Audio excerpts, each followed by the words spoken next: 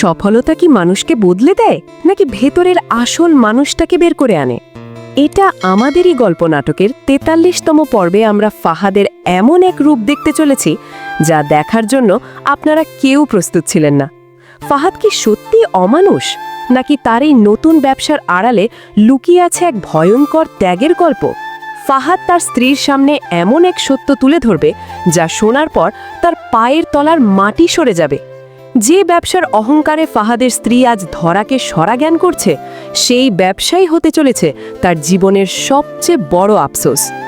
আজকের ভিডিওতে আমি ফাঁস করব ফাহাদের সেই গোপন পরিকল্পনা, যা শুনলে আপনারা পাগল হয়ে যাবেন।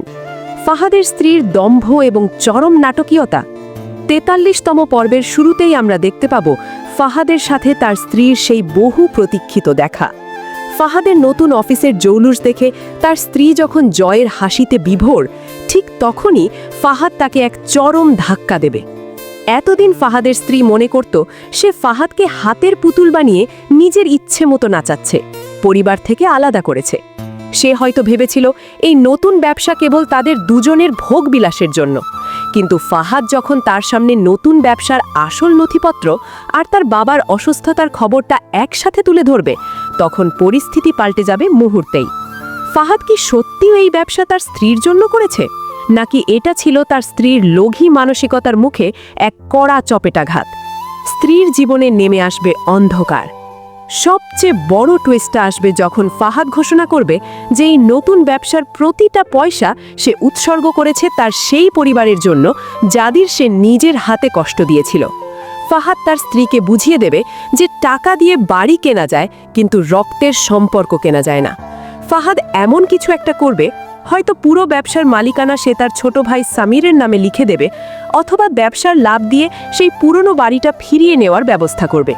আর এই পুরো প্রক্রিয়ায় তার স্ত্রীর কোনো জায়গা থাকবে না।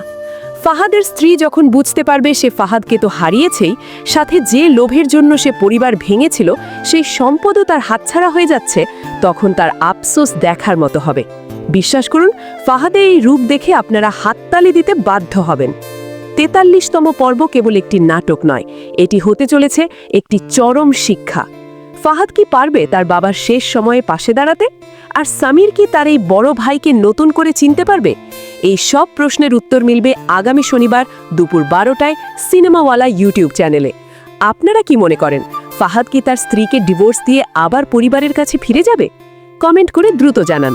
আর এই হাড় হিম করা পর্বটি দেখতে একদম ভুলবেন না। ভিডিওটি ভালো লাগলে শেয়ার করুন আর সাবস্ক্রাইব করে বেল আইকনটি চেপে রাখুন। ধন্যবাদ।